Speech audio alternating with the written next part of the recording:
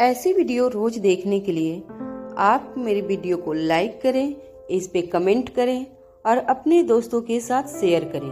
और हाँ, अगर आप इस चैनल पे नए हैं तो इसे सब्सक्राइब करना ना भूलें। इसकी आराम से बैठे राजवीर के आने का वेट कर रही थी। इसकी को आराम से बैठा हुआ देखकर रीवा जल्दी से उसके पास आई और उसने कहा, मम्मा आप क्यों नहीं पौधे लगा रही हो?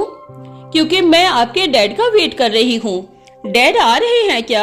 हाँ। इसकी की बातों को सुनकर रीवा काफी एक्साइटेड हो गई थी। जब दोनों साथ में बैठकर राजवीर का वेट कर रहे थे, कुछ ही देर में राजवीर वहाँ आ गया था और उन दोनों को देखकर उसके पास गया और कहा, क्या बात है, तुम दोनों साथ मिलकर क्या कर रहे थे? डैडी। राजवीर को देखते ही रीवा खुशी से अपनी जगह से खड़ी हो गई और उसके पास चली गई थी। रीवा को अपने पास देखकर राजवीर ने जल्दी से उसे गोद में लिया और कहा, आपने तो पूरी तरह से हाथ में मिट्टी लगी हुई है। मैं और मम्मा गार्डनिंग कर रहे थे, इसलिए हमारे हाथों में मिट्टी लग रही है। अब आप आ गए हो तो आप भी हमारे साथ पौधे लगाइए।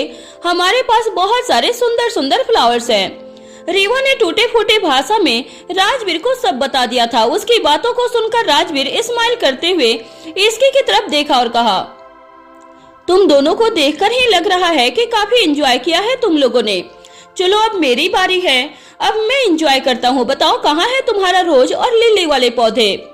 राजवीर की बात सुनकर इसके ने स्माइल करते हुए उसके हाथों में दोनों पौधे डालते हुए कहा, यहाँ पर बहुत सारे बच्चे हैं, आपको सभी के साथ पौधे लगाने हैं और आज का हमारा पूरा दिन का टारगेट है कि हम पूरे 500 पौधे लगाएंगे और अभी तक हमने आई थिंक 100 पौधे लगा पाए हैं, तो हमारे पास बिल्कुल भी टाइम नहीं है, तो शुरू हो जाइए। जो हुकुम। राजवीर ने इतना कहा और फिर रीवा को अपने गोद से नीचे उतारकर दोनों बाप बेटी अपने कामों में लग गए थे। राजवीर के साथ साथ वहाँ पर अनाथालय के और भी बच्चे आ गए थे और सभी मिलकर साथ में पौधे लगा रहे थे।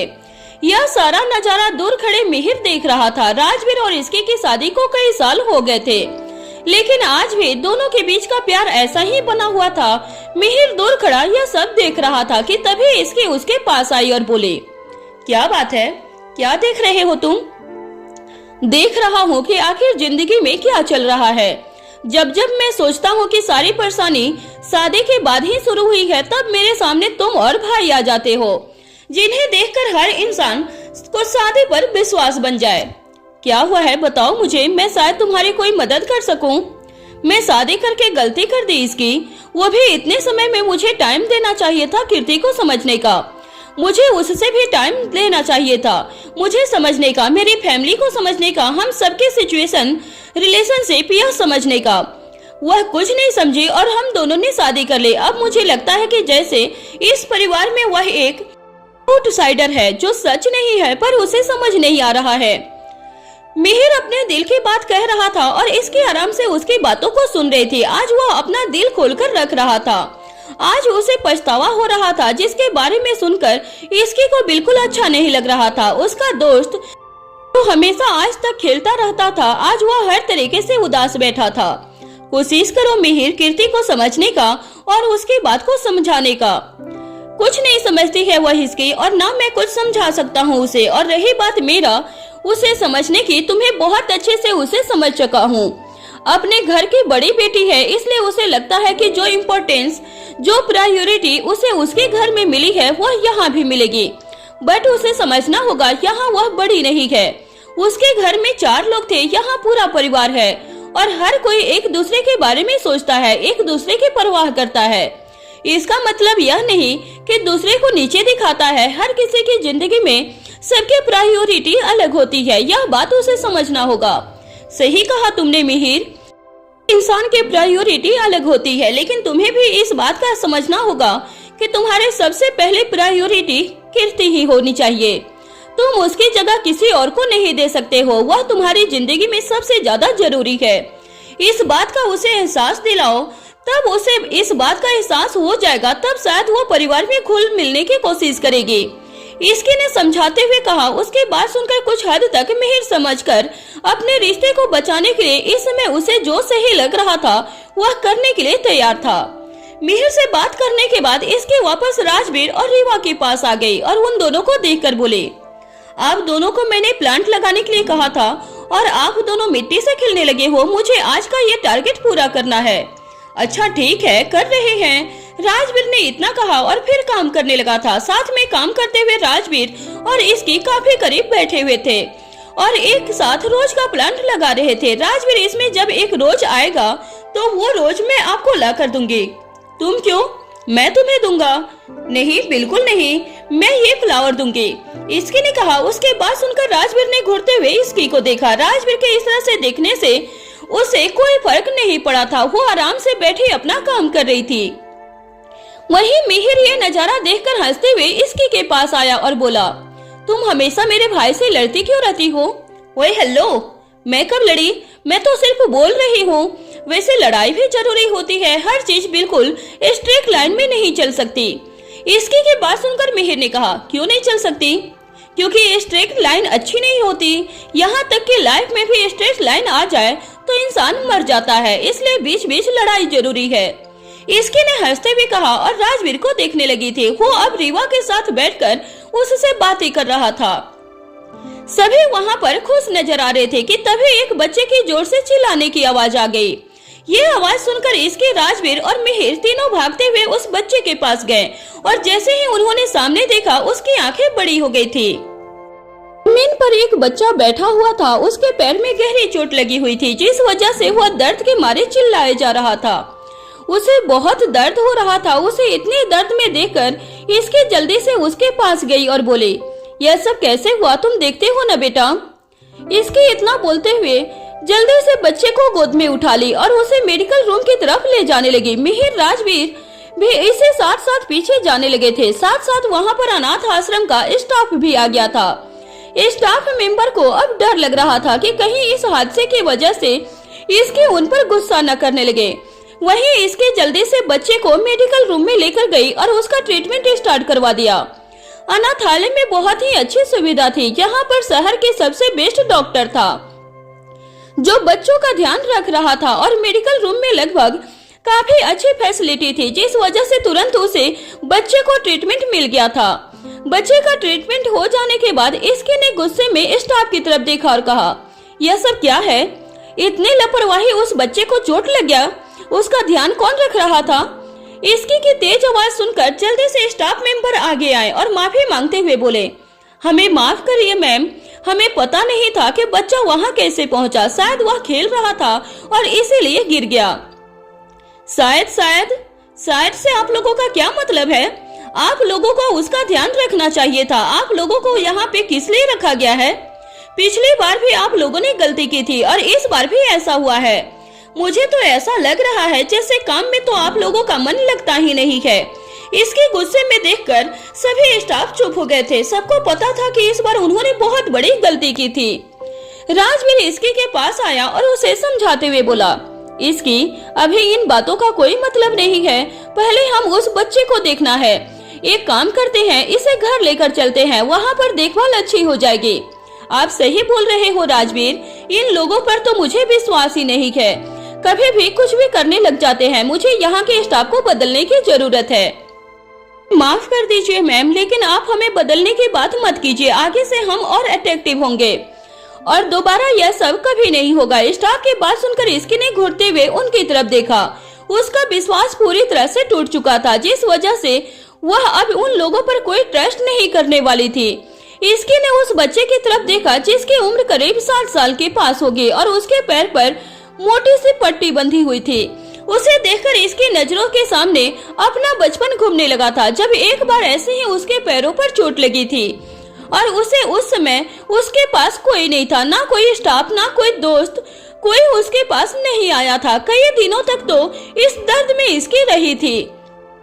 उसे उस समय को याद करके इसकी को और गुस्सा आ रहा था। वह हमेशा से चाहती थी उसने जैसा बचपन जिया है वह बचपन किसी और को ना मिले, जिस वजह से उसके सामने जब भी ऐसा कुछ होता था वह अपनी पुरानी यादों में खो जाती थी। राजवीर इसके से थोड़ी दूर खड़े उसे ध्यान से देख रहा था। उसे समझ आ रहा था कि उसके मन में क्या चल रहा था, इसलिए राजवीर उसके पास आया और इसके के कंधे पर हाथ रखकर बोला, मैंने ड्राइवर को बुला लिया है, हम सब घर चलते हैं। और रही बात इस बच्चे की, तो वह हमारे साथ घर जा रही है, तो तुम इस बात की टेंशन मत लो। हम थोड़े और स्टाफ यहाँ पर ले आएंगे, जिससे कम से कम हर 5 बच्चे पर एक स्टाफ होगा नजर रखने के लिए। और तुम इतनी फिक्र मत करो, ऐसे खेल कूद में चोट लगती रहती है। राजवीर की बात सुनकर इसकी ने हाँ में अपना सर हिला दिया था। वह जानती थी कि राजवीर उसे दिलासा दे रहा था। कुछ देर के बाद इसकी राजवीर के घर के लिए निकल गए थे। उसके साथ वह बच्चा भी था। इसकी और वह बच्चा कार के पीछे बैठे हुए थे और वही राजवीर आके अपनी गोद में रीवा को बैठाया हुआ था। ड्राइवर कार ड्राइव कर रहा था। पूरे कार में सन्नाटा था। उस बच्चे को दर्द हो रहा था, जिस वजह से वह बार बार इसकी के हाथ को पकड़ रहा था। इसकी ने पूछा, तुम्हें अभी भी दर्द हो रहा है क्या? इसकी के सवाल को सुनकर बच्चे ने हाँ में अपना सर हिला दिया। उसका जवाब पाकर इसकी ने प्यार से उसके सिर पर हाथ रखा और कहा, तुम्हारा नाम क्या है? सब छोटू कहते हैं। उसके जवाब को सुनकर इसकी कुछ पल के लिए सोचने लगी थी। इस नाम का कोई बच्चा उसके अनाथ आश्रम में नहीं था। इसकी लगभग सभी बच्चों को देखी हुई थी, इसलिए वह इसे नहीं पहचान पा रही थी। कुछ देर सोचने के बाद इसकी ने पूछा, तुम कब से यहाँ पर हो? 10 दिन से, जब मेरी माँ मुझे छोड़कर गई थी। छोटू की बात सुनकर इसकी थोड़ी दुखी हो गई थी। इसकी ने उसे अपनी गोद में बिठा लिया और उससे बोली, तुम फिक्र मत करो, तुम जल्दी ठीक हो जाओगे। हम जहाँ जा रहे हैं वहाँ तुम्हारा सभी ध्यान रखेंगे। इसकी की बात सुनकर उस बच्चे के चेहरे पर एक बड़ी सी मुस्कान आ गई थी। वहीं दूसरी तरफ, आर्यन, तुम अपनी मनमानी बंद करो। तुम्हारे कुछ कहने से मैं नहीं चलने वाली हूँ। तुम्हारा जब मन होता है तब मीटिंग रखते हो। तुम्हें क्या लगता है सब तुम्हारी तरह ही फ्री रहते हैं? ऐसा बिल्कुल भी नहीं है। मेरे पास बहुत सारा काम है और मैं यहाँ तुम्हारे ऑफिस बार बार नहीं आ सकती हूँ। समझे मेरी बात? अगर तुम्हें मेरी बात समझ नहीं आ रही है तो मेरे साथ काम करने की कोई जरूरत नहीं है। छवि ने चिल्लाते हुए अपने सामने बैठे आर्यन की तरफ देखकर गुस्से में कहा। वहीं छवि की बातें जैसे ही खत्म हुई, आर्यन ने आराम से अपने कान से ईयरफोन निकाले और फिर बोला, फाइनली तुमने बोलना बंद किया। कितना बोलती हो यार तुम, मुझे ईयरफोन लगाने पड़े। आर्यन की हरकत देखकर छवि का गुस्सा एक बार फिर से 7वें आसमान पर पहुंच गया था। हाउ डेयर यू, एक तो मुझे यहाँ बुला लिया और ऊपर से ये नौटंकी। एक्सक्यूज मी, मैंने तुम्हें मीटिंग के लिए बुलाया है और तुम हो कि मुझ पर चिल्ला रही हो। प्रोफेशनलाइजेशन नाम की कोई चीज है भी कि नहीं? ओह प्लीज अपनी बकवास बंद करो, छवि ने इरिटेट होकर कहा। उसने अभी इतना कहा ही था कि तभी छवि का फोन बज उठा। ले देख लो, अभी तुम्हारा फोन बज उठा। मीटिंग में फोन साइलेंट रखना होता है, आर्यन ने नौटंकी करते हुए कहा। उसकी ये हरकत देखकर छवि घूरते हुए देखकर अपना फोन पिक की। फोन पिक होने के अगले ही पल उसकी आंखें हैरानी से बड़ी हो गई थी। उसके चेहरे पर चिंता और दुख के भाव एक साथ आ गए थे। उसने घबराहट से कहा, मैं अभी आई, प्लीज मेरा वेट करिए। इतना बोलकर छवि भागती हुई वहाँ से निकली। उसे इतना परेशान देखकर आर्यन अपनी जगह से खड़ा हुआ और वो भी उसके पीछे पीछे जाने लगा था। उसे समझ नहीं आ रहा था कि आखिर वहाँ क्या चल रहा था, आखिर छवि को क्या हुआ था। आर्यन जल्दी से भागते हुए छवि के पास पहुँच गया और उसके पास जाकर बोला, क्या बात है, तुम भाग क्यों रही हो? ये कहते हुए आर्यन ने छवि की आंखें देखी थी, आंसुओं से भीगा हुआ था। तुम रो क्यों रही हो? देखो छवि, मुझे डराओ मत, बताओ क्या बात है? आर्यन ने बेचैनी में कहा। उसकी बातों को सुनकर छवि ने अपने आंसू पोंछते हुए टूटी फूटी आवाज में बोली, मुझे हॉस्पिटल जाना है, मुझे ले चलो प्लीज। अभी खुद ड्राइव करके आई थी और इस समय वह इस हालत में नहीं थी कि वह ड्राइव करते हुए अस्पताल जा सके, जिस वजह से आर्यन के सामने वह रोते हुए हेल्प के लिए बोल रही थी। छवि की हालत देखकर आर्यन को बहुत बुरा लग रहा था। वह जानना चाहता था कि आखिर उसके साथ ऐसा क्या हुआ था, लेकिन इस समय दोनों की इस हालत में नहीं थे। आर्यन ने जल्दी से छवि का हाथ पकड़ा और उसे कार में बिठाकर हॉस्पिटल के लिए निकल गया था। पूरे रास्ते उसके दिमाग में यही सवाल चल रहा था कि आखिर किसको क्या हुआ था जिस वजह से छवि इतना रो रही थी। छवि प्लीज रोना बंद करो और मुझे बताओ कि आखिर हुआ क्या है, कौन है अस्पताल में? मेरा दिल बेचैन हो रहा है, पता नहीं क्यों तुम्हें रोता हुआ देखकर। प्लीज इस समय मुझसे कोई सवाल मत करो और मुझे सीधा हॉस्पिटल लेकर चलो, मैं कोई जवाब देने की हालत में नहीं हूँ, उसने रोते हुए जवाब दिया था। उसके जवाब को सुनकर आर्यन चुप हो गया था। वह जानता था कि यह सही मौका नहीं है कुछ भी जानने का या कुछ भी पूछने का। वहीं दूसरी तरफ इसकी उस बच्चे के साथ सिंघानिया मेंशन पहुंच गई थी। अंदर जाते ही कोमल जी की नजर इसकी पर गई, जिसके पास 7 साल का बच्चा था। इसकी ये बच्चा कौन है बेटा, और इसके पैर में तो चोट लगी हुई है।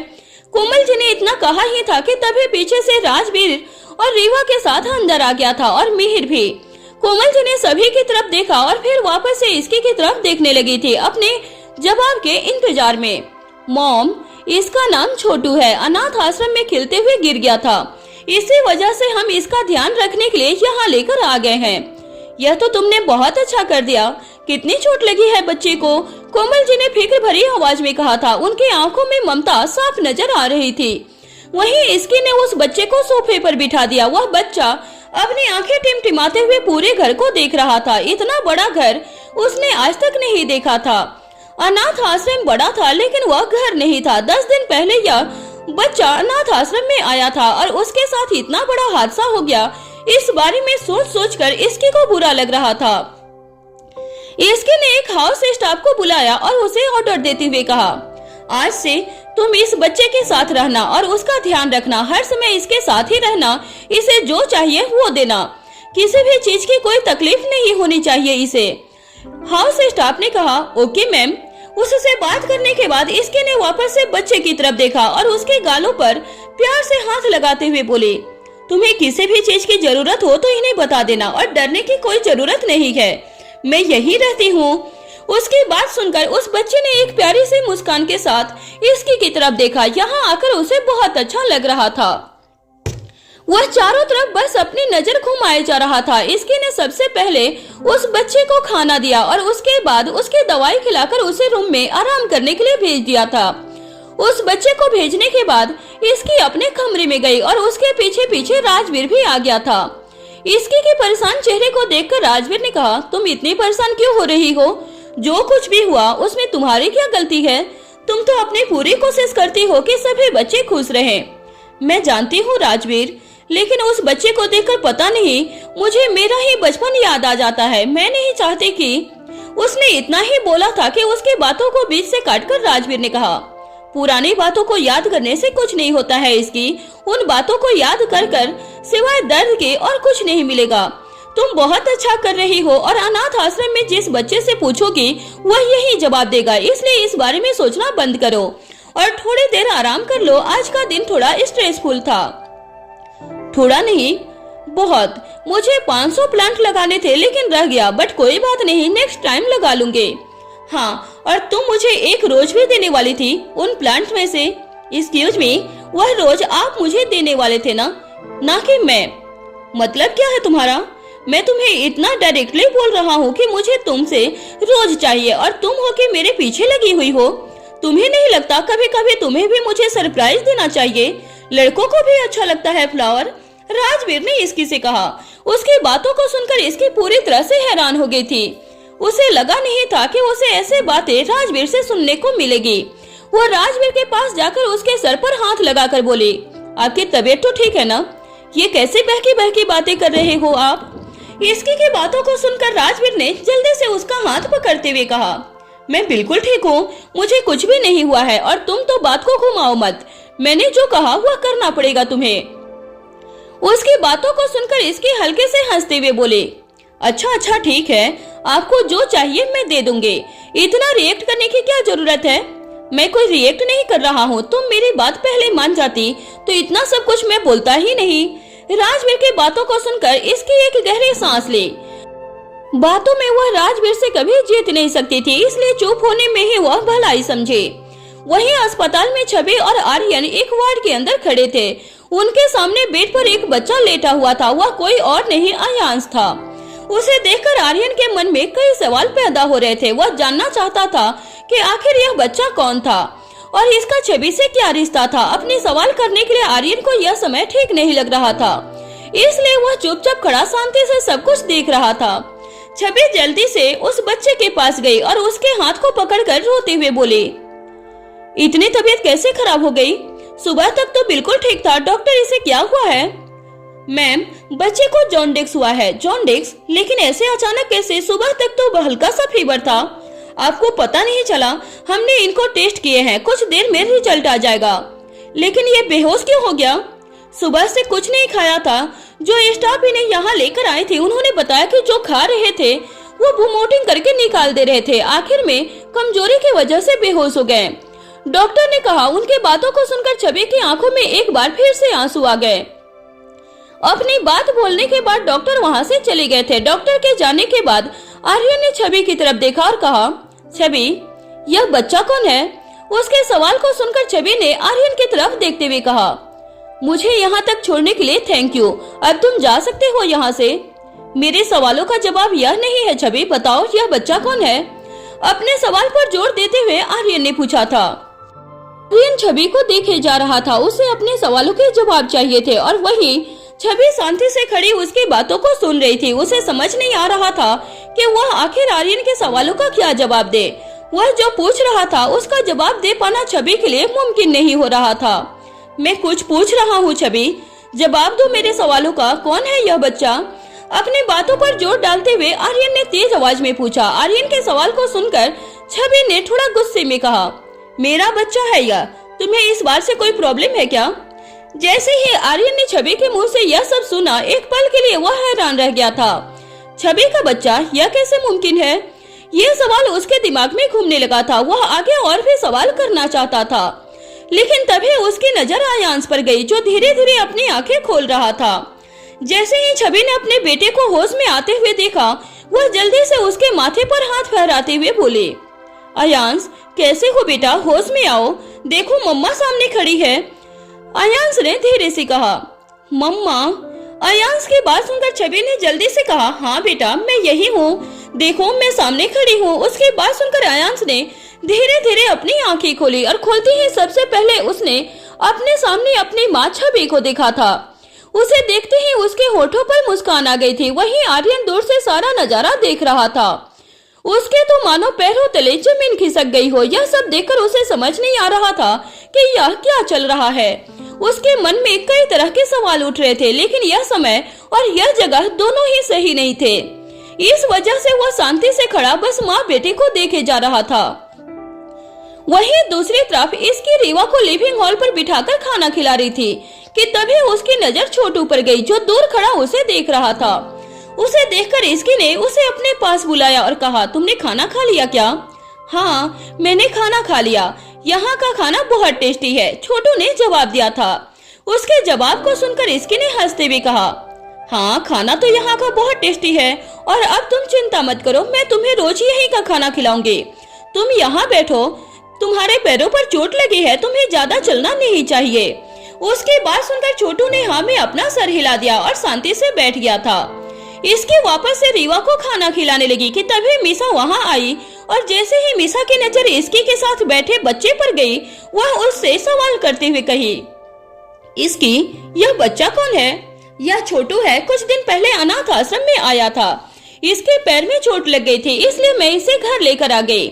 छोटू, ये भला किस तरह का नाम हुआ? ऐसा लग रहा है इसका नाम रखने का समय किसी ने ज्यादा सोचा नहीं था। मीसा की बात सुनकर इसकी ने छोटू की तरफ देखा और पूछा, तुम्हारा नाम किसने रखा? पता नहीं, सभी मुझे छोटू छोटू बुलाते हैं। देखा, मैंने कहा था ना, इसका नाम रखने में किसी ने सोचा नहीं, इसलिए मैं इसका नाम रखती हूँ। यह बोलकर मीसा सोचने लगी थी। कुछ देर सोचने के बाद उसने कहा, अथर्व, कैसा रहेगा? यह तो बहुत अच्छा नाम है, तुम्हें पसंद आया क्या छोटू? मीसा के नाम को सुनकर अथर्व ने स्माइल करते हुए कहा, हाँ, मुझे बहुत अच्छा लगा। मैं जानती थी मैं किसी का नाम रखूं और उसे पसंद ना हो, ऐसा हो ही नहीं सकता है, मीसा ने खुद पर प्राउड करते हुए कहा। उसकी बात सुनकर इसकी को वह दिन याद आ गया जब उसने रूही के बेटे का नामकरण किया था और वह सोचकर वह हंसने लगी थी। इसकी को हंसता हुआ देखकर कहीं न कहीं मीसा समझ गए थे कि वो क्या सोच रही थी, इसलिए उसने कहा, तू कुछ ज्यादा नहीं सोचती है? वह भी पुरानी बातों के बारे में, वह सब सोचना छोड़ दे, ठीक है? मैंने तुझे बताया था कि उस दिन गलती से मैं रूहान का नाम रख दी थी, मुझे ध्यान नहीं था। अरे, वह मैंने तो कुछ कहा भी नहीं और तू अपने आप ही बोलने लगी कि मैं क्या बोलने वाली हूँ। इससे तो साफ साफ समझ में आता है कि तू उस बात को लेकर अभी तक सोचती है। यार, इसमें सोचना क्या है? मैंने ध्यान नहीं दिया और अब मैं खुद ही रूहान और रेहान में परेशान रहती हूँ। अब तू परेशान रहती है तो उस टाइम सोच लेती थोड़ा। रूही अपने कमरे से बाहर आते हुए बोली। उसकी आवाज सुनकर सभी का ध्यान उस पर गया। काफी खुश नजर आ रही थी। उसे इतना खुश देखकर मीसा ने कहा, क्या बात है दी, आप तो आज कुछ ज्यादा ही खुश नजर आ रही हो। क्यों, मैं खुश नहीं रह सकती क्या? वैसे सच कहूँ तो खुशी की बात है। कौन सी बात?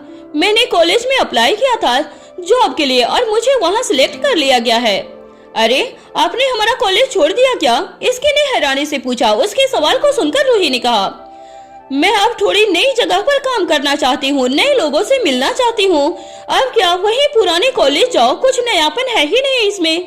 रूही की बात में सहमति दिखाते हुए मीसा ने कहा, हाँ ये तो आपने सही कहा। तीनों साथ मिलकर बातें कर रहे थे कि तभी वहाँ पर सभी का ध्यान बाहर से आती हुई कीर्ति पर गई। जैसे ही मीसा ने कीर्ति को देखा, उसे सुबह की बातें याद आने लगी। किस तरीके से कड़वाहट कीर्ति के मन में सबके लिए आ गई थी। इस बारे में सोचते हुए मीसा को थोड़ा बुरा लग रहा था। वहीं इसकी ने जब कीर्ति की तरफ देखा, मिहिर का उदासी से भरा चेहरा याद आ गया था। उसे याद करके इसकी ने कहा, अरे वाह, कीर्ति भी आ गई है। कीर्ति, हमारे साथ बैठो, हम पुराने दिनों की बातें कर रहे हैं जब हम कॉलेज में हुआ करते थे। इसकी चाहती थी कि पुरानी बातों से ही सही कम से कम कीर्ति उनके साथ बैठे और उनसे बातें करे, जिससे उनके बीच की थोड़ी बहुत दूरियां खत्म हो जाए। लेकिन कीर्ति को देखकर ऐसा लग रहा था जैसे उसे इन सबसे कोई इंटरेस्ट ना हो। आप लोग की पुरानी बातें कीजिए, मुझे पुराने समय में रहने का और पुरानी बातें याद करने का कोई शौक नहीं है। इतना बोलकर कीर्ति वहां से अपने कमरे की ओर चली गई थी। उसके जवाब को सुनकर रूही हैरान हो गई थी। उसे समझ नहीं आ रहा था कि आखिर यह सब क्या चल रहा था। वही मीसा और इसके जानते थे, पर फिर भी उन्हें बुरा लग रहा था। इसे क्या हुआ है? ये इस तरह से क्यों बात कर रही है? रूही ने हैरानी से पूछा। उसके सवाल को सुनकर इसकी और मीसा ने एक दूसरे की तरफ देखा और फिर रूही के सवाल का जवाब देते हुए बोली, शायद परेशान होगी, अभी बाहर से आई थी और मैंने टोक दिया। किसे अच्छा लगता है ये सब? इसके ने बात को संभालते हुए कहा। वहीं रूही को शक हो चुका था कि ये दोनों उससे कुछ न कुछ छुपा रहे थे। उधर हॉस्पिटल में अयांश को खाना और दवाई खिलाने के बाद छवि ने आराम से सुला दिया था। उसे सुलाने के बाद वो वार्ड से बाहर जा रही थी कि तभी आर्यन उसे रोकते हुए बोला, छवि, तुम्हें नहीं लगता है कि तुम्हें मेरे सवालों का जवाब देना चाहिए? मुझे तुमसे बात नहीं करनी है। अच्छा, अब तुम मुझसे बात नहीं करना चाहती हो, कोई बात नहीं, मत करना। लेकिन उससे पहले मुझे ये बताओ कि इतने समय तक तुमने मुझसे ये सच क्यों छुपाया था? मुझे क्यों नहीं बताया इस बारे में? आर्यन ने हल्के गुस्से में पूछा। अपनी आवाज कम करो आर्यन, मेरा बेटा सो रहा है। अगर तुम्हारी वजह से उसकी नींद खुली तो मुझसे बुरा कोई नहीं होगा, छवि ने गुस्से में कहा। उसकी आंखें गुस्से से दहक रही थी। उसकी आंखों के सामने अतीत के दिन घूमने लगे थे।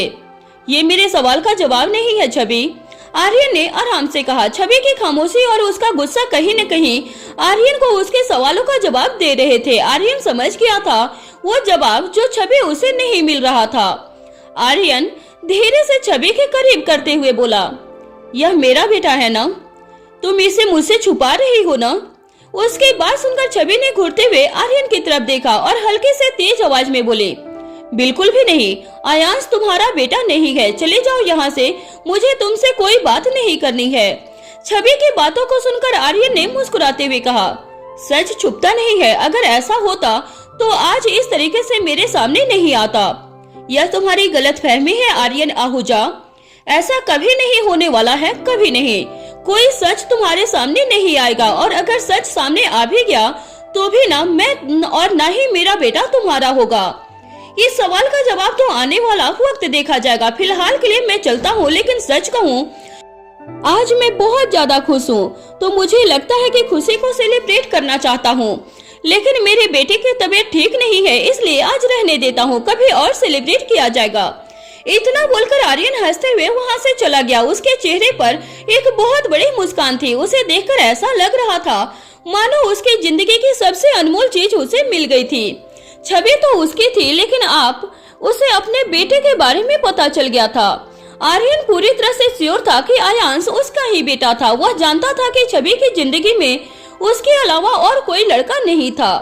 अस्पताल से निकलने के बाद आर्यन सीधे अपनी कार में जाकर बैठा और खुशी में बोला, कितना भी तुम कुछ भी बोलो, लेकिन मैं सच जानता हूँ बहुत जल्द मैं तुम्हें और अपने बेटे को अपने घर लेकर जाऊंगा और तुम्हारी सारी शिकायत दूर कर दूंगा।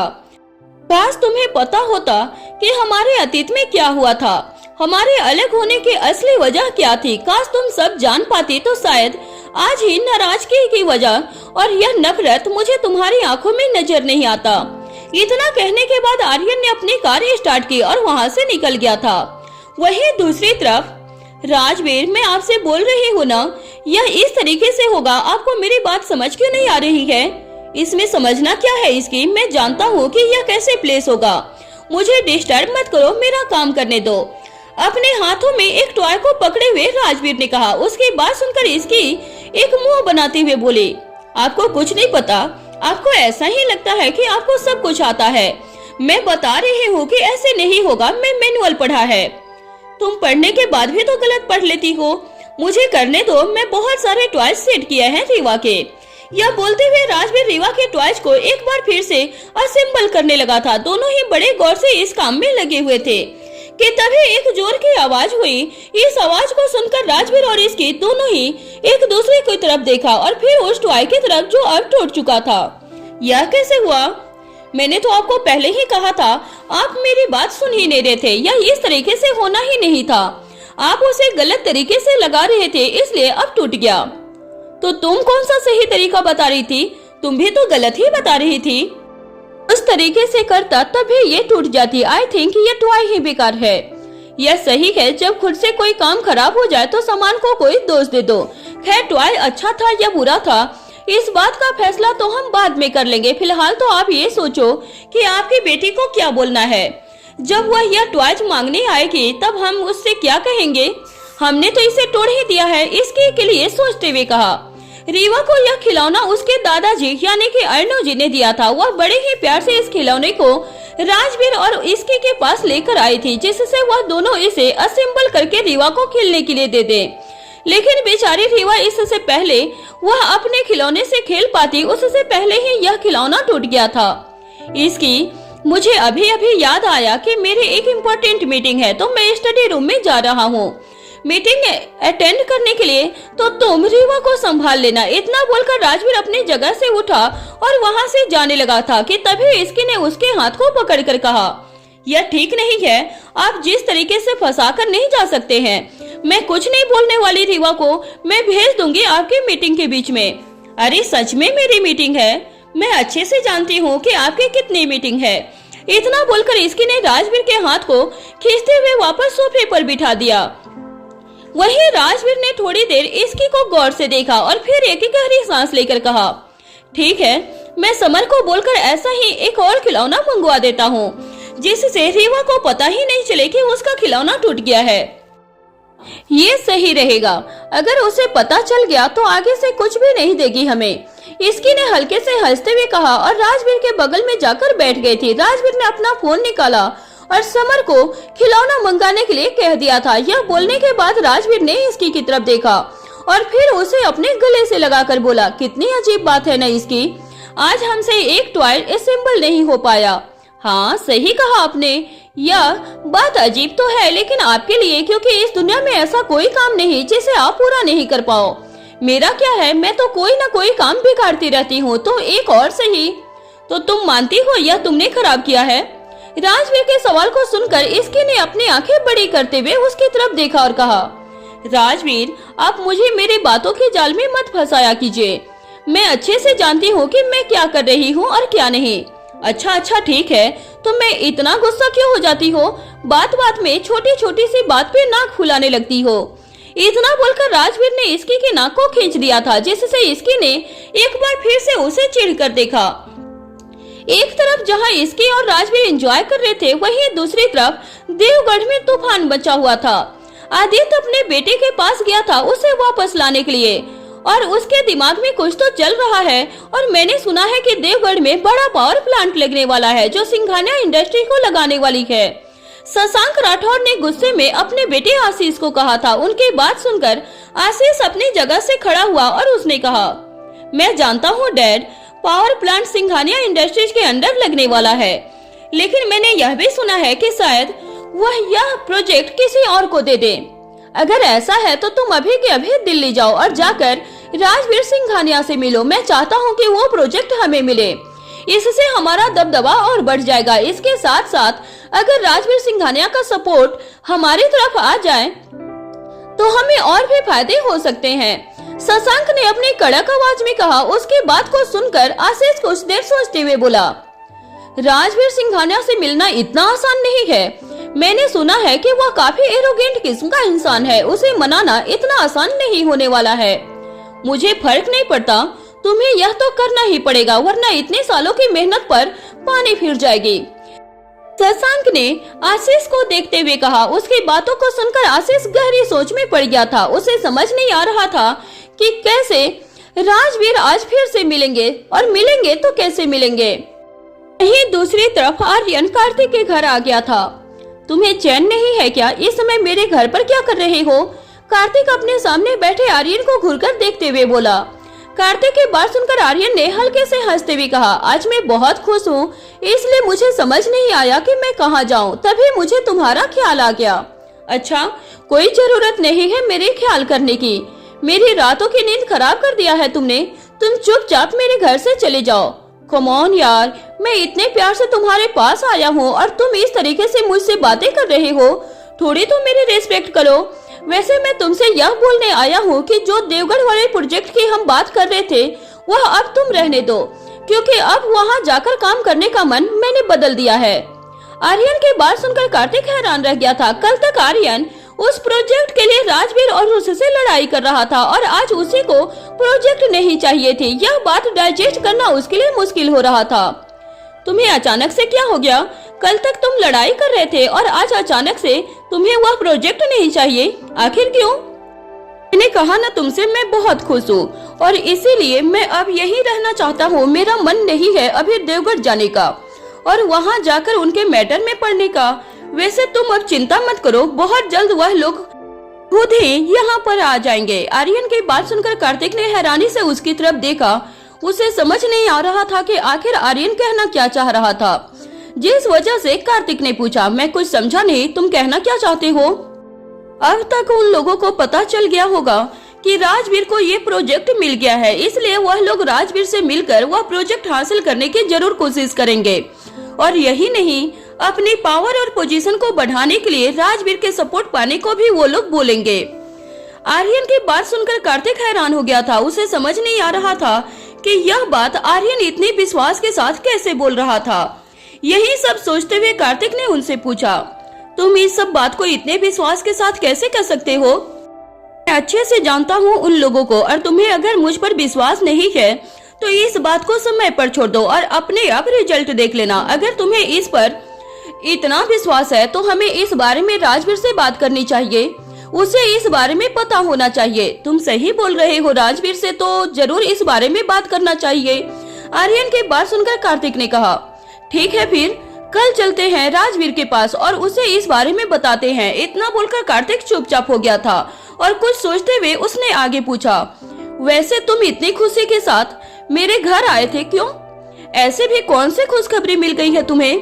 खुशखबरी तो बहुत बड़ी है, लेकिन इस बारे में मैं तुम्हें कभी और बताऊंगा। वह क्या है ना, इस खुशखबरी को घर लाने में मुझे भी टाइम है।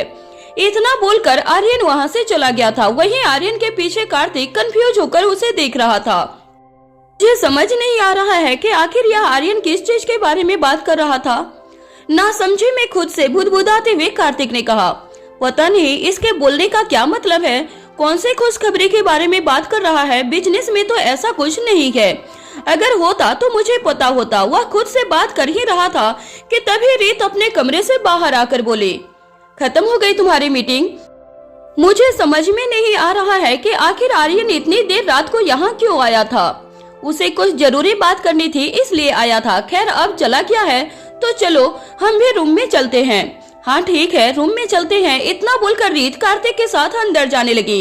कमरे में जाकर रीत ने कार्तिक की तरफ देखा और कहा, मैं तुम्हें पता करने के लिए कहा था कि आखिर भाई को किसने मारा है। क्या तुम्हें उस बारे में कुछ पता चला? रीत के सवाल को सुनकर कार्तिक हल्का सा हैरान रह गया था। उसे लगा था कि शायद रीत इस बात को भूल गई होगी, लेकिन ऐसा नहीं था। वह नहीं भूली थी। अब कार्तिक को समझ नहीं आ रहा था कि क्या जवाब दे। वह रीत को सच नहीं बता सकता था और न ही उसे कोई बहाना समझ आ रहा था। राजवीर ने कहा था कि वह इस मैटर को संभाल लेगा, लेकिन अभी तक उसने कुछ किया ही नहीं। अब मैं क्या जवाब दूं रीत को? क्या हुआ, कहाँ खो गए हो? मैं जब भी तुमसे सवाल के बारे में पूछती हूँ तो तुम कहीं न कहीं खो जाते हो। कार्तिक को होश में रहते हुए रीत बोली। उसके बात सुनकर कार्तिक बोला, मैं कहीं नहीं खोया हूँ, बल्कि तुम्हारा ही सवालों के ख्यालों में सोच रहा था। मैंने अपनी एक टीम लगाई है इन्वेस्टिगेशन के पीछे। जैसे कुछ रिजल्ट आएगा मैं तुम्हें बता दूंगा। कार्तिक, मुझे समझ में नहीं आ रहा है कि तुम इतना टाइम क्यों लगा रहे हो। आज से पहले तो कभी ऐसा नहीं होता था। हर चीज तुम्हें बहुत जल्दी पता चल जाती थी, लेकिन इस बार इतना टाइम क्यों? मैं जानता हूँ रीत के इस बार मुझे ज्यादा टाइम लग रहा है, लेकिन मैं क्या करूँ, मैं थोड़ा काम में बिजी हो गया था, जिस वजह से इस पर फोकस नहीं कर पाया। पर तुम चिंता मत करो, मैं जल्दी इसके बारे में पता लगा लूंगा। प्लीज जल्दी करना। रीत की बात सुनकर कार्तिक ने हाँ में अपना सर हिला दिया था। अब उसे टेंशन हो रही थी कि वह क्या करे।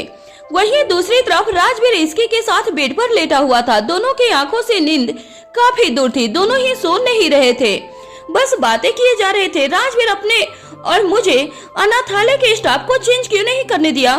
मैं थक गई हूँ उनकी लापरवाही से। आपने देखा नहीं उनकी वजह से आज अथर्व को कितनी चोट लग गई है। अथर्व?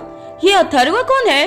राजवीर ने चौंकते हुए पूछा। उसके सवाल को सुनकर इसकी अपने सर पर हल्के से हाथ मारते हुए बोली, अरे यार, मैं भूल गई आपको बताना। असल में मीसा को उसका नाम छोटू पसंद नहीं आया था, इसलिए उसने बदलकर अथर्व रख दिया। हम सभी को यह नाम बहुत पसंद आया और छोटू को भी नाम बहुत अच्छा लगा था, इसलिए आज से हम उसे अथर्व कहकर पुकारेंगे। अच्छा, वैसे काफी अच्छा नाम है। अब आप टॉपिक मत चेंज कीजिए। मुझे बताइए कि आपने मुझे स्टाफ को रिप्लेस करने को क्यों नहीं दिया? इसके ने दोबारा से सवाल करते हुए पूछा। इसके कभी कभी गलती हो जाती है, उन गलतियों को माफ कर देना ही सही होता है। अब जरा सोचो, तुम इतने लोगों को काम से निकाल देती तो एकदम से इतना सारा स्टाफ कैसे ढूंढ पाती? और तुम्हें क्या पता कि आने वाला स्टाफ कितना लॉयल होगा। बच्चे शरारती होते हैं और यह बात तुम भी अच्छे से जानती हो। ऐसे में मैं हर किसी को जॉब से निकाल देना वह सॉल्यूशन नहीं होता है। राजवीर की बातों को इसके ध्यान से सुन रही थी। उसे समझ आ रहा था कि आखिर राजवीर क्या कहना चाह रहा था। उसकी पूरी बातें सुनने के बाद इसकी ने कहा, ओके, अब मुझे समझ में आया कि आपने ये सब क्यों किया।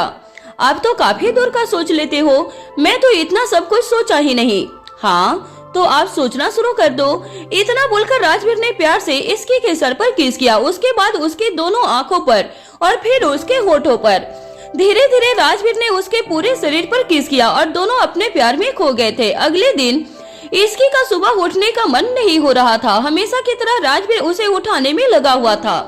उठ जाओ इसकी, प्लीज। राजवीर, प्लीज, आपको पता है मैं कल रात को बहुत देर से सोई थी, मुझे अभी और सोना है, मुझे डिस्टर्ब मत कीजिए। उसने आलस भरी आवाज में कहा। उसे देखकर लग नहीं रहा था कि वो उठने वाली थी। उसे इस तरह से सोता हुआ देखकर राजवीर ने एक गहरी सांस ली और खुद में बोला, कभी कभी तो बहुत जल्दी उठ जाती है और कभी कभी उठने का नाम नहीं लेती है। राजवीर ने इतना कहा ही था कि तभी उसका फोन बजा। अपने फोन की आवाज सुनकर राजवीर ने जल्दी से उसे पिक किया और कहा, हेलो सर, कोई आपके शेड्यूल इन्फॉर्मेशन निकाल रहा है। उनके दूसरी तरफ से रॉकी ने कहा। उसकी बात सुनकर राजवीर ने हैरानी से कहा, क्या ऐसा कौन कर सकता है? मैं पता कर रहा हूँ सर। ठीक है, जल्दी से पता करके बताओ। इतना बोलकर राजवीर ने फोन रख दिया था। फोन रखने के बाद राजवीर ने इसकी की तरफ देखा जो आराम से सो रही थी। उसे इतने आराम से सोता हुआ देखकर राजवीर ने कहा, इसकी उठ जाओ, 8 बज गया है। राजवीर, आप क्यों मेरे पीछे पड़े रहते हो? मुझे सोने दीजिए ना।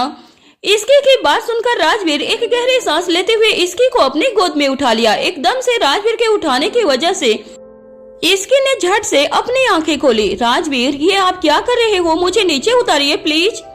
इसके बार बार राजवीर से नीचे उतारने के लिए बोल रही थी, लेकिन राजवीर बिना उसकी एक भी बात सुने वॉशरूम में लेकर चला गया और पानी से भरे बाथ टब में गिरा दिया था। अब शायद तुम्हारी नींद पूरी तरह से खुल जाए। राजवीर, ये क्या हरकत है? मुझे और सोना था, इसकी ने नाराजगी से कहा। उसकी बात सुनकर राजवीर हल्का सा झुककर इसके के सर पर प्यार से किस करते हुए बोला, जल्दी से नहाकर बाहर आओ, मैं वेट कर रहा हूँ। लगता है आपको मेरी बातें सुनाई नहीं दे रही है। मैं गुस्से में आपसे कुछ पूछ रही हूँ और आप है कि मेरी बातों का जवाब देने की जगह अपनी ही बात बोले जा रहे हो। क्या जवाब दो तुम्हारी बातों का? टाइम देखा है तुमने? तुम एक पल के काम को लेकर एक्टिव हो जाती हो और दूसरे पल ही नींद करती रहती हो। ये ठीक नहीं है। अब जल्दी से रेडी होकर आ जाओ, मैं बाहर तुम्हारा वेट कर रहा हूँ। इतना बोलकर राजवीर बाथरूम से निकल गया था। उसके जाने के बाद इसके ना चाहते हुए भी खुद में बुदबुदाते हुए नहाने लगी थी। वहीं राजवीर वॉशरूम से बाहर आने के बाद ऑफिस के लिए रेडी होने लगा। वो रेडी हो ही रहा था कि तभी एक बार फिर से उसका फोन रिंग हुआ। अपने फोन की आवाज सुनकर राजवीर ने कॉल आईडी पर देखा कि उसे रॉकी कॉल कर रहा था। रॉकी का कॉल देखकर राजवीर ने जल्दी से पिक किया और कहा, हेलो सर, मैंने पता किया है कि आपका इन्फॉर्मेशन शशांक राठौर निकलवा रहा था। उसे आपसे मिलना है। जितना मुझे समझ आया कि शायद वह आपसे मिलकर पावर प्रोजेक्ट के बारे में बात करेगा। शशांक राठौर देवगढ़ के रॉयल फैमिली से बिलोंग करता है ना? फोन के दूसरी तरफ से रॉकी ने कहा। रॉकी की बात सुनकर राजवीर ने कहा, अगर वह मुझसे मिलना चाहता है तो उससे मिलने का मौका दो। मैं खुद ही उससे मिलना चाहता था। यह तो हमारे लिए बहुत अच्छी बात है कि वो सामने से अब हमसे मिलना चाह रहा है। ठीक है सर, मैं शशांक राठौर के साथ आपकी मीटिंग फिक्स करता हूँ। इतना बोलकर रॉकी ने फोन रख दिया था। रॉकी से बात करने के बाद राजवीर पलटा और अपने सामने उसने इसकी को खड़ा देखा। इसकी के बाल खुले हुए थे और पानी की बूंदें उससे टपक रही थी। अपने हाथों में एक टॉवल लिए इसके झुंझुलाते हुए राजवीर के पास आई और अपने हाथ में टॉवल थमाते हुए बोले, अब मुझे अपने बाल सुखाने में भी आलस आ रहा है। उसकी बात सुनकर राजवीर ने स्माइल करते हुए उसके हाथ से टॉवल लिया और बाल सुखाने लगा था। हर चीज में तो तुम्हें आलस ही आ रहा होता है। मुझे तो कभी समझ नहीं आता है कि तुम इतने सारे काम कैसे कर लेती हो। यह तो मेरा टैलेंट है। खैर आप ये छोड़िए और मुझे यह बताइए कि आज सुबह सुबह आपको क्या हो गया है जो मुझे इतना उठाने में लगे हुए थे? वैसे तो कभी मुझे इतना उठाते नहीं हो। क्या बात है? कल हमारा एक काम अधूरा रह गया था, 500 प्लांट लगाने का, तो मैंने सोचा क्यों ना आज से पूरा किया जाए, पर तुम आराम से सो रही थी। हाँ, लेकिन आज तो बच्चों के लिए दूसरी कोई एक्टिविटी हो रही होगी। प्लांट अब हम नेक्स्ट वीक ही लगा पाएंगे, इसकी ने कहा। उसके बाद सुनकर राजवीर ने हंसकर कहा, ठीक है, फिर तुम मेरे साथ ऑफिस आ सकती हो। क्या बात है राजवीर, आज आपको मेरे साथ टाइम स्पेंड करने का बहुत मन कर रहा है। क्यों, मेरा मन नहीं कर सकता है क्या? राजवीर ने हल्के से तेज आवाज में कहा। उसकी बात सुनकर इसके हल्के से हंसते हुए बोले, हाँ, आपका मन क्यों नहीं कर सकता है? मैं तो ऐसे ही बोल रही थी। आप कहाँ मेरी बातों को सीरियस लेते रहते हो। अच्छा ठीक है, अब मेरे बाल सूख गया है, मैं जाकर चेंज कर लेती हूँ और फिर हम दोनों साथ में आपके ऑफिस चलेंगे। इसके की बात को सुनकर राजवीर ने हाँ में अपना सर हिला दिया था। फिर इसकी वहाँ से अपने कपड़े चेंज करने के लिए चली गई। वहीं दूसरी तरफ मिहिर रेडी होकर अनाथ आश्रम के लिए निकलने के लिए तैयार था कि तभी कीर्ति उसके पास आई और बोले, आज मैं तुम्हारे साथ चलूं क्या? यह कहते हुए कीर्ति की आवाज थोड़ी नरम थी। उसकी इतनी आराम से बात करता हुआ देखकर मिहिर थोड़ा हैरान हो गया था। उसने कहा, क्या बात है, तुम इतने आराम से कैसे बात कर रही हो? मैंने सभी के बातों के बारे में सोचा, शायद मैं ज्यादा रिएक्ट कर रही थी। थैंक्स गॉड, तुम्हें समझ तो आया। मैं तो टेंशन में था, तुम्हें कैसे समझाऊं? वैसे अगर तुम्हें मेरे साथ चलना है तो चल सकती हो, तुम रेडी हो जाओ, मिहिर ने अच्छे मूड से कहा था। मिहिर की बात सुनकर कीर्ति ने हाँ में अपना सर हिला दिया और वॉशरूम की तरफ जाने लगी। वॉशरूम की तरफ जाते हुए कीर्ति ने हल्के से पलटकर मिहिर की तरफ देखा और अपने मन में कहा, मुझे तो तुम्हारी बात समझ आ गई, लेकिन तुम्हें मेरी बात कब समझ आएगी? इस बात को समझने के लिए आज मैं तुम्हारे साथ जा रही हूँ। मुझे समझना होगा कि तुम्हारी जगह उस अनाथ आश्रम में नहीं है, बल्कि सिंघानिया इंडस्ट्रीज में है, राजवीर जीजू के साथ। और यही समझाने आज मैं तुम्हारे साथ जाऊंगी, जिससे तुम आईना देख सको। इतना बोलकर कीर्ति वॉशरूम चली गई थी। वहीं दूसरी तरफ मिहिर उसके इस रूप से बहुत खुश था। उसे ऐसा लग रहा था कि धीरे धीरे अब शायद उन दोनों के बीच ठीक हो जाए, लेकिन वह कीर्ति के असली इरादों से अनजान था। वह बेचारा नहीं जानता था कि आखिर उसके मन में क्या चल रहा था। मिहिर खुश होकर अपना फोन निकाला और इसके को मैसेज करते हुए लिखा, आज कीर्ति मेरे साथ अनाथ आश्रम जा रही है। वह थोड़े अच्छे मूड में भी लग रही है। मुझे लगता है कि अच्छा मौका है उसे समझाने का और उससे बात करने का।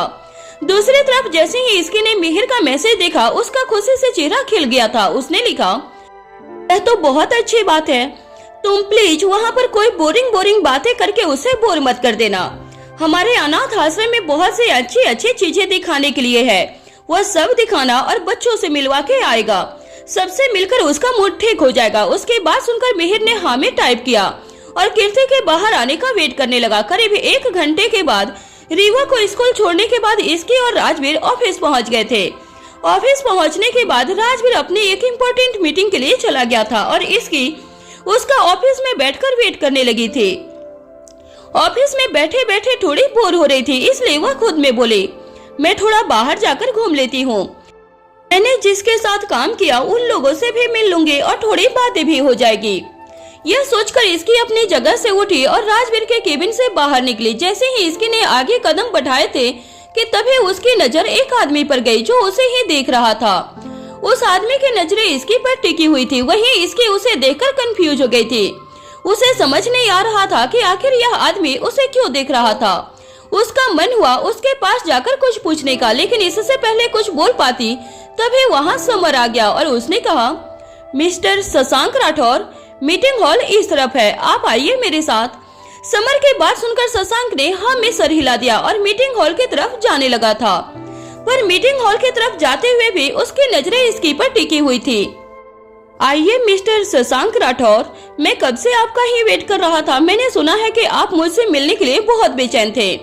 राजवीर ने एक स्माइल के साथ कहा। उसके बाद सुनकर शशांक राठौर ने कहा, आपसे मिलने के लिए कौन बेचैन नहीं रहता है। हर बिजनेसमैन अपनी लाइफ में एक बार जरूर आपसे मिलना चाहेगा। यह बोलकर शशांक राठौर सोफे पर बैठते हुए आगे कहा, वैसे मैं तो चाहता था कि मेरा बेटा यहाँ आकर आपसे बात करे, जिसे थोड़े बिजनेस की समझ उसमें भी आ जाए। आप बिना बात चढ़ा रहे हो, वैसे क्या चाहते हो आप। मैंने सुना है कि आप मेरी इन्फॉर्मेशन निकलवा रहे थे। राजवीर बिना बातों को घुमाए सीधे सीधे बोल दिया था। उसके बात सुनकर शशांक के चेहरे पर मुस्कान एक पल के लिए गायब हो गया था। अरे आप तो सीरियस ही हो गए, मैं तो ऐसे ही बोल रहा था। वैसे भी मैं समझ सकता हूँ कि आपके मिलने का कारण। मिस्टर सिंघानिया, अगर आप मेरे यहाँ आने का कारण समझ रहे हो तो मुझे नहीं लगता है कि हमें बातों को गोल गोल घूमना चाहिए। मैं देवगढ़ वाला पावर प्रोजेक्ट आपसे चाहता हूँ और इसके साथ साथ अगर हम साथ में कोई बिजनेस डील करें तो। अब देखिए, हम दोनों का साथ में काम करना दोनों के लिए फायदेमंद होगा। मैं देवगढ़ के रॉयल फैमिली से बिलोंग करता हूँ। सरकार के साथ काफी उठना बैठना है हमारा, इसलिए हम दोनों का साथ में काम करना फायदे का सौदा होगा। शशांक राठौर की बात सुनकर राजवीर कुछ देर के लिए शांत रहा और फिर उसने सोचते हुए आगे कहा, इस बारे में सोचा तो जा सकता है। आपका ऑफर बुरा नहीं है। वैसे मैंने सुना है कि आपकी फैमिली पर आपका हक नहीं है। यह पूरी जायदाद किसके नाम है यह किसी को नहीं पता। फिर आपके साथ काम करना हमारे लिए कैसे फायदेमंद हो सकता है। अफवाह है यह सब, हमें बदनाम करने के लिए साजिशें रची गई है। हमारे परिवार के खिलाफ आपको तो पता ही है, बड़े बड़े घरों के खिलाफ तो बातें फैलती रहती हैं। वैसे हमारा परिवार एकजुट रहता है, इसीलिए लोगों को हमारी खुशी देखी नहीं जाती। उनकी बातें सुनकर राजवीर ने हल्का सा मुस्कुरा दिया था। राजवीर तो बहुत अच्छे से जानता था कि आखिर उनके परिवार की क्या सच्चाई थी और कितनी सच्चाई थी। वो तो बस अपने सामने देखना चाहता था कि शशांक राठौर कितने पानी में है। शशांक से बात करने के बाद राजवीर ने कहा, आपकी बातों के बारे में मैं सोचूंगा। वैसे पावर प्लांट का प्रोजेक्ट काफी बड़ा है, मैं ऐसे एक ही मुलाकात में तो वह आपको दे नहीं सकता। मैं समझ सकता हूँ और मैं एक मुलाकात में आपसे प्रोजेक्ट मांग भी नहीं रहा। अब देवगढ़ आइए, वहाँ आकर देखिए, तब आपको समझ में आएगा कि हमारी फैमिली का रुतबा और दबदबा कितना बड़ा है। तब शायद आप अपना इरादा बदल दें। अब आपने इतने प्यार से बुलाया है तो मैं जरूर आऊंगा। क्या पता किस्मत में यही हो। और रही बात मेहमान नवाजी की, तो वह तो आप लोगों का हक बनता है। मैं कुछ समझा नहीं, बहुत जल्दी आप समझ जाएंगे। फिलहाल के लिए इतना काफी है कि मुझे आपसे बात करके बहुत अच्छा लगा। मैं आपके प्लान के बारे में सोच सकता हूँ। राजवीर के बात सुनकर शशांक ने अपना सर हाँ में हिला दिया था और वहाँ से उठकर जाने लगा। शशांक के साथ साथ राजवीर भी अपनी जगह से उठा और दोनों बातें करते हुए मीटिंग रूम से बाहर निकले कि वहीं इसके के दिमाग में बार बार शशांक का ही ख्याल आ रहा था। उसे समझ नहीं आ रहा था कि वह आदमी उस तरीके से क्यों देख रहा था। आखिर मैं उस इंसान के बारे में सोच ही क्यों रही हूँ? हो सकता है कि ऐसे मुझे देख रहा हो, पता नहीं मेरे दिमाग में भी कहाँ अटक जाता है। इसकी राजवीर ने पीछे से आवाज देते हुए कहा। उसकी आवाज सुनकर इसकी ने पीछे पलट कर देखा तो वह हैरान रह गई थी, क्योंकि राजवीर के साथ शशांक राठौर भी खड़े थे। शशांक को एक बार फिर से अपने सामने देखकर इसकी हैरान और कंफ्यूज दोनों थी। वहीं राजवीर शशांक के साथ इसकी के पास आया और उन्हें मिलते हुए बोला, यह इसकी मेरी वाइफ। उसकी बात सुन शशांक ने स्माइल करते हुए इसकी की तरफ देखा और कहा, हेलो मिसेज सिंघानिया। पता नहीं क्यों लेकिन मुझे आपका चेहरा किसी की याद दिला रहा है। शशांक की बात सुनकर इसकी एक बार फिर से कंफ्यूज हो गई थी। उसे समझ नहीं आ रहा था कि आखिर शशांक किस बारे में बात कर रहा था। वहीं राजवीर कहीं न कहीं उसकी बातों का मतलब समझ रहा था, इसलिए उसने कहा, हो सकता है कि आपने कहीं इसकी को देखा हो। हाँ, आप सही कह रहे हैं, वैसे भी आप इतने फेमस हैं तो आपकी वाइफ भी फेमस ही होंगे। अच्छा, तो मैं अब चलता हूँ, लेकिन एक बार फिर से मैं आप दोनों को देवगढ़ के लिए इनवाइट कर रहा हूँ, वहाँ जरूर आइएगा। इतना बोलकर शशांक वहाँ से चला गया था। उसके जाने के बाद इसकी ने कंफ्यूजन से राजवीर की तरफ देखकर कहा, कौन थे ये? मुझे बहुत अजीब लगे। इसकी के बात सुनकर राजवीर ने स्माइल करते हुए उसके कंधे पर हाथ रखकर कहा, अच्छा, और तुम्हें क्या अजीब लगा? वो पता नहीं, पर मुझे अजीब तरीके से देख रहे थे। ऐसा लग रहा था जैसे पहचानने की कोशिश कर रहे हो कि मैं कौन हूँ। हो सकता है उन्होंने तुम्हें कहीं देखा हो, इसलिए वह तुम्हें पहचानने की कोशिश कर रहे थे। और वैसे भी उन्होंने अभी अभी कहा है कि तुम देखी देखी सी लग रही हो। यह बोलकर राजवीर इसकी को अपने केबिन में न ले जाने की जगह बाहर लेकर जाने लगा था। राजवीर, हम कहाँ जा रहे हैं? मैंने कहा था ना, आज मुझे तुम्हारे साथ टाइम स्पेंड करने का मन कर रहा है, इसलिए मैंने सोचा कि क्यों न हम मूवी देखने चलते हैं। वाह, आपके दिमाग में भी यह सब ख्याल आता है क्या? क्या मतलब है तुम्हारा? राजवीर ने कड़क आवाज में कहा। राजवीर की बात सुनकर इसकी हल्के से हंसने लगी थी। उसने आगे कुछ भी नहीं कहा था। वह जानती थी कि आगे बोलना राजवीर को नाराज कर देने के बराबर था। इस समय उसका मूड बहुत अच्छा था, जिस वजह से इसकी जो चाहे उसे करवा सकती थी। इसलिए इसकी ने कहा, राजवीर, मूवी देखना अच्छा आइडिया है, लेकिन क्या हम अम्यूजमेंट पार्क जा सकते हैं? मेरा बहुत मन है वहाँ जाने का। अम्यूजमेंट पार्क की बात सुनकर राजवीर को अपना पिछला एक्सपीरियंस याद आ गया था। वह याद करते हुए उसने जल्दी से कहा, बिल्कुल भी नहीं, हम मूवी देखने जाएंगे। राजवीर, प्लीज मान जाइए ना, मेरा बहुत दिन से मन था और कोई भी जाने के लिए रेडी नहीं हो रहा था। अब आप भी ऐसे बोल रहे हो, मैं किसे जाकर बोलूं? कोई मेरी बात नहीं सुन रहा है। इसकी अपनी मासूम से शकल बनाकर कही थी। उसकी बात सुनकर एक पल के लिए राजवीर हिचकिचा गया था। उसे समझ नहीं आ रहा था कि क्या इसकी को मना करे। उसके लिए मुश्किल था और ऊपर से वह इतनी मासूम से शकल के साथ बोल रही थी। इसकी की रिक्वेस्ट सुनकर राजवीर उसे मना नहीं कर पाया और आखिर में उसे अम्यूजमेंट पार्क जाना ही पड़ा। Thank you so much Rajveer, मेरी बात मानने के लिए। आप तो बेस्ट हो, इसकी ने खुशी से कहा। उसकी बात सुनकर राजवीर ने उसे घूरते हुए देखकर कहा, तुम्हें नहीं लगता है कि तुम मेरा फायदा उठाने लगी हो?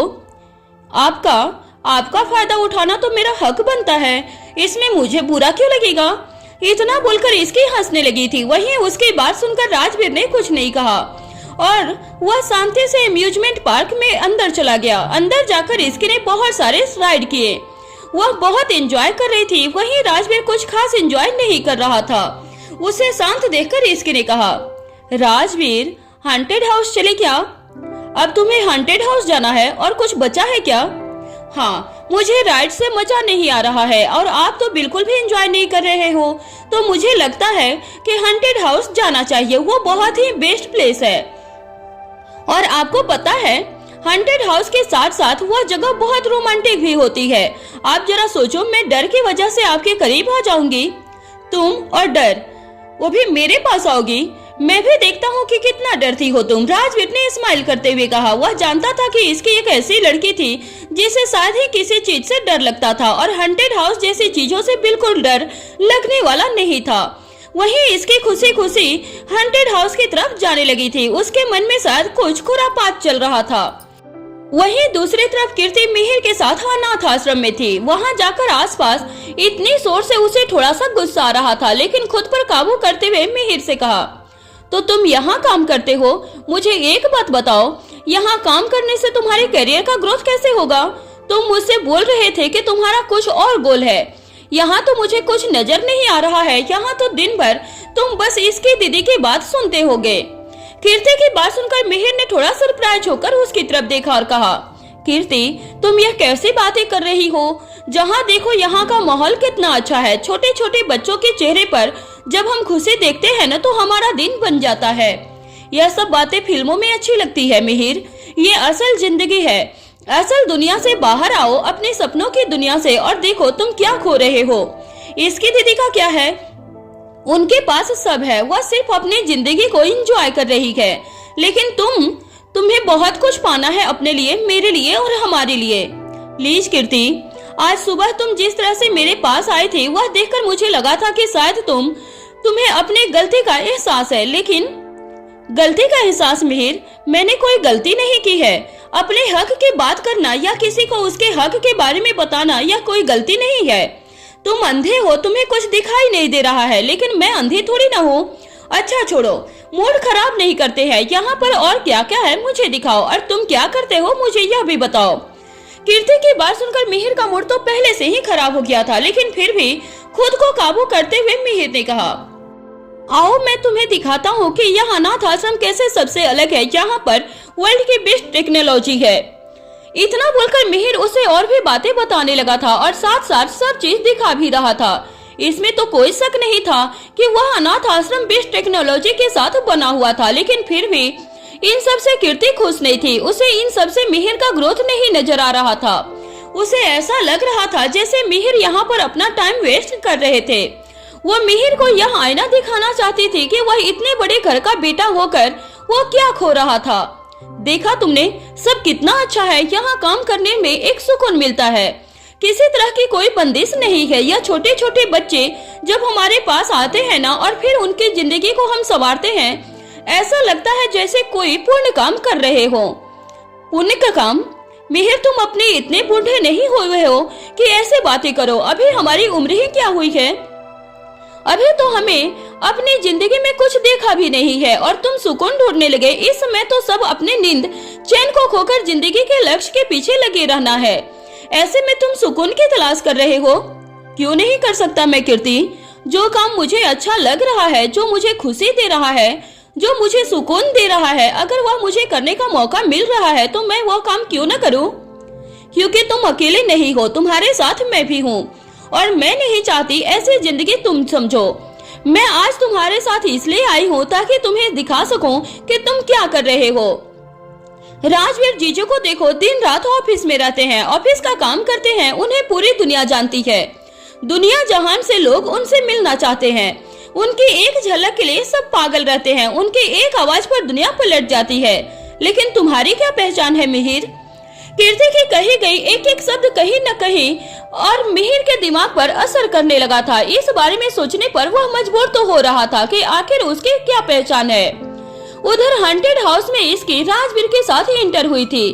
इंटर होते ही साथ उसके कानों में डरावनी आवाज गूंजने लगी थी। चारों तरफ उन्हें सिर्फ अंधेरा और लाल लाइट नजर आ रही थी। यह सब देखकर इसकी हल्की सी खुशी से कही, यह सब कितना फनी है ना राजवीर।